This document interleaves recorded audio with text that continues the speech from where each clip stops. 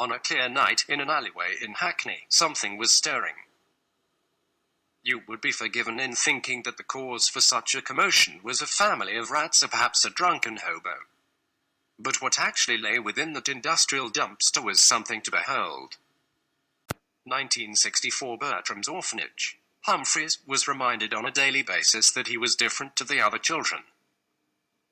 They made fun of his large head and body, pointing and jeering at him whenever they saw him. Some of the boys also came up with a cruel name, Humpty Dumpty, which they would chant in unison. Initially, he would look on wistfully at the children playing in the yard, hoping that perhaps one merciful child would befriend him, but with each passing day, that hope dwindled. Humphreys found himself increasingly spending time on the brick wall. The first time he was up there, it was to escape the Humpty Dumpty patrol, who had decided that sticks and stones would be a perfect accompaniment to the name-calling. After he had realized that the children were too afraid to climb up the wall, he decided to climb the wall at every opportunity. Humphreys would look out into the horizon and wonder what his life would be like beyond the confines of the orphanage. One day, Humphreys decided that he had enough of his life in the orphanage.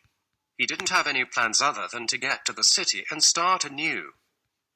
Without any money, Humphreys decided to squat in an abandoned factory. There, he met a group of youths who referred to themselves as punks. They didn't mind that he looked different. If anything, they found his unusual appearance intriguing.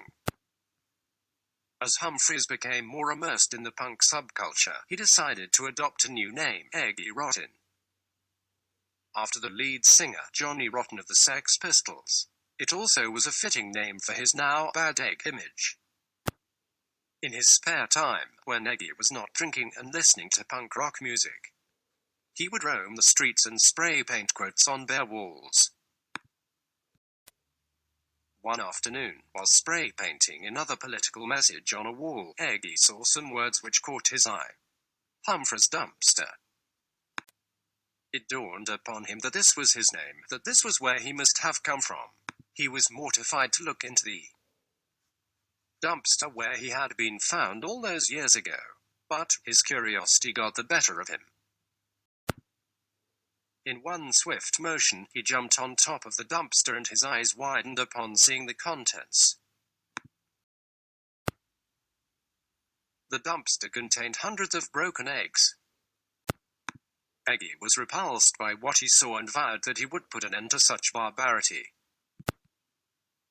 When he went home to tell his friends of what he had seen, the ones who weren't strung out shrugged and said, perhaps they were rotten.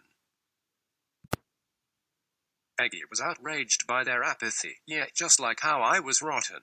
I thought you guys were supposed to be anarchists.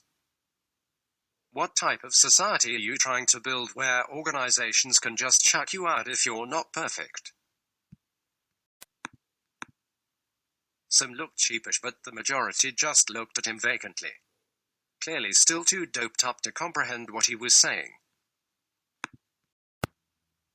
Seeing that he wasn't going to make any headway with his friends, he walked off shouting over his shoulder, "You're all just a bunch of posers."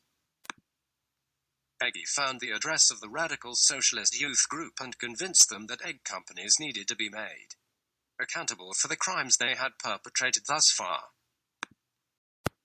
He soon moved up the ranks and led demonstrations and organized break-ins where they would sabotage the factory equipment to prevent the packaging and selling of eggs.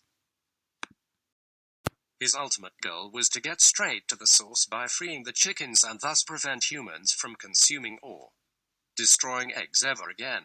However, his ambition would never be realized. On one of Eggy's factory raids, he and his comrades tripped a silent alarm which instantly alerted the police of their presence. Everyone scattered and fled in different directions.